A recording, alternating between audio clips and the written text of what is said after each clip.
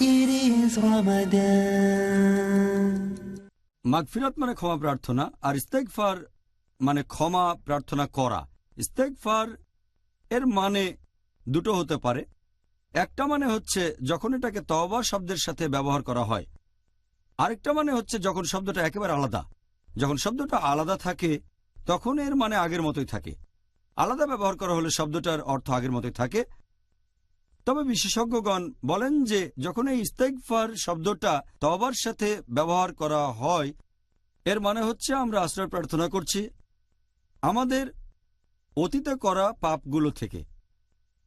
আর তওবা যখন ইস্তেগফারের সাথে ব্যবহৃত হয়, এর মানে আমরা আল্লাহ সুবহানাহু ওয়া তাআলার কাছে অনুশোচনা করছি, তার আশ্রয় প্রার্থনা করছি সেই সব কাজ থেকে ভবিষ্যতে আমরা যেসব কাজে লিপ্ত হতে পারি। তাহলে ইস্তেগফার মানে হচ্ছে সেই কাজ থেকে আশ্রয় চাওয়া অতীতে আমরা যেগুলো করেছি, আর তওবা মানে সেই কাজ থেকে আশ্রয় চাওয়া ভবিষ্যতে দুর্ভাগ্যজনকভাবে আমরা যেসব কাজে লিপ্ত হতে পারি।